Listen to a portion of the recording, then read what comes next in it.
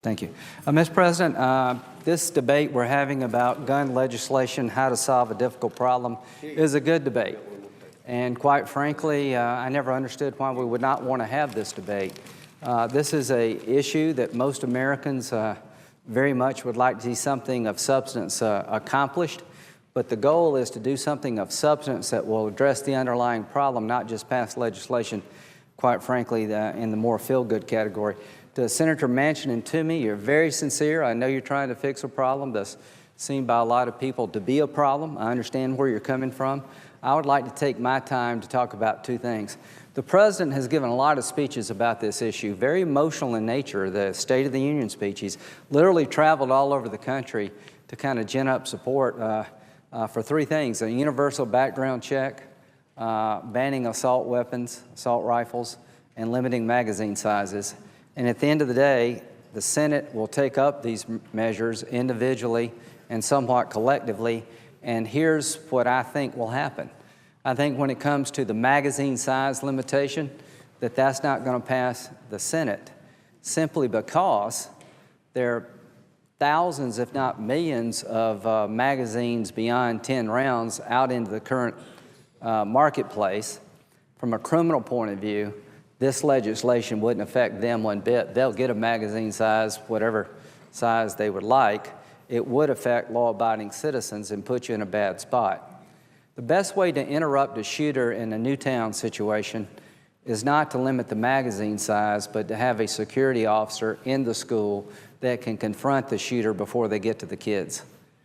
Don't kid yourself that having to reload is going to be the answer to interrupting a crazy person bent on destroying lives of innocent people. The best way in a school environment, in my view, is to confront that shooter with a trained law enforcement officer. And the Grassley-Cruz-Graham amendment has money put back into the system that President Obama cut $300 million out of school safety at a time when I think that was very unwise. We restore that money. But 2 months ago, maybe a little bit longer, there was a young woman at home in Atlanta suburbs with her two twin daughters. I believe they're twin daughters. There was a home invasion by someone who had just been released from jail. She took her children up into the closet on the second floor and hid in the closet, got on the phone, cell phone call with her husband, asking what to do. She grabbed a .38 revolver. The guy broke into the closet. She fired 6 times, emptied the gun, hit him 5 of the 6 times. He was still able to get up and drive away. About 1/3 of the assaults in this country are committed by more than one person. In the hands of that mother, 6 shots were not enough. Wouldn't bother me one bit if she had 30 rounds. In the hands of a mentally unstable person or a convicted felon, 1 bullet is one too many. That's why I'm going to oppose the magazine sizes. I think it doesn't address the problem.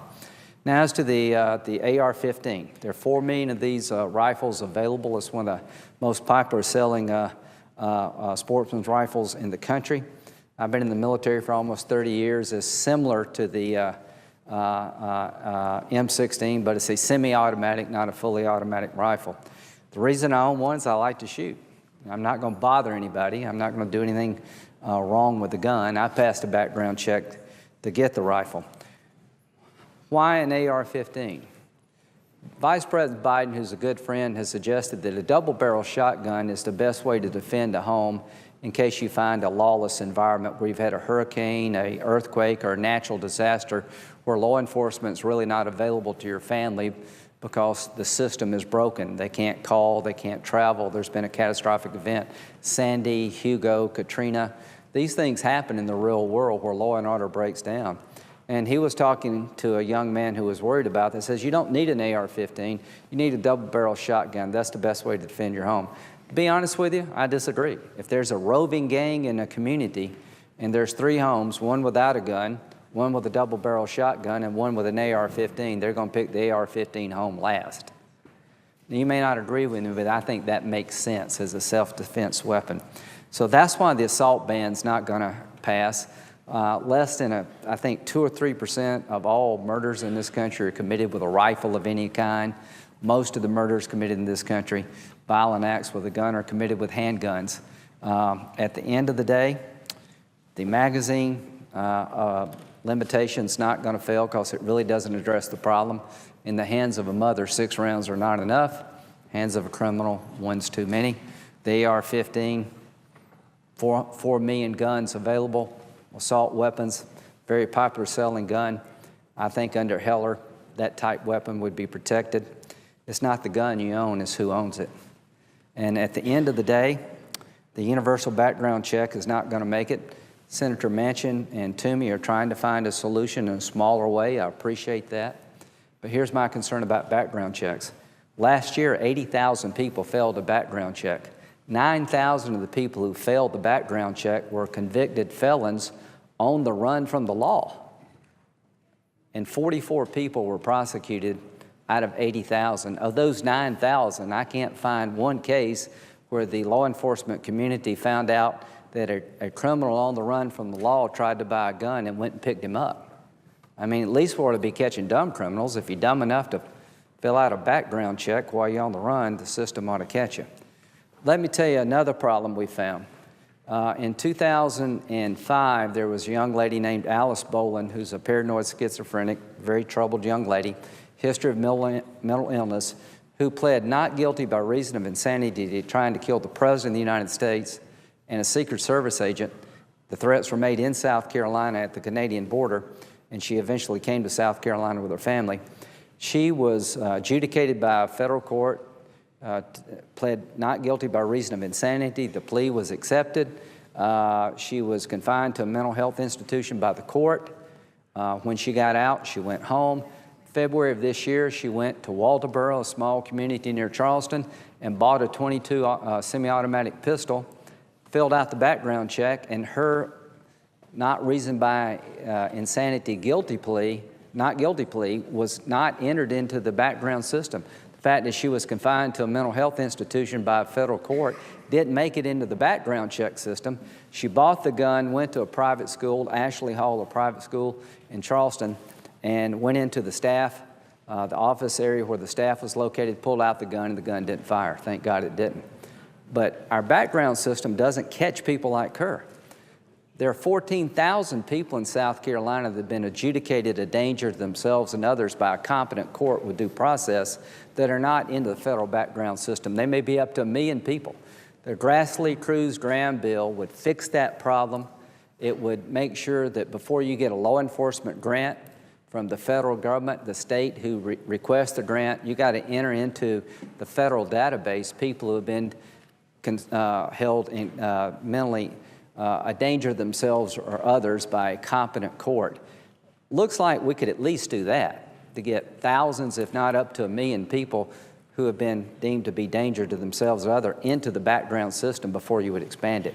So I support Grassley-Cruz-Graham. I think it's got a comprehensive approach. It has an anti-trafficking component to it. It has a task force that will have $50 million, I believe, available to the federal law enforcement community to go after people who fail a background check or are felons.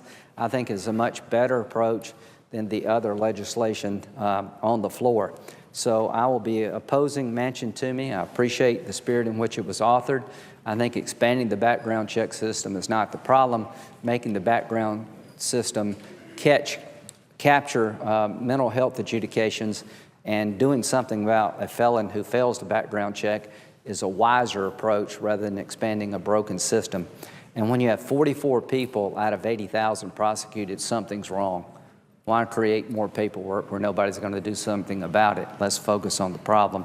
So I think this has been a good debate for the Senate.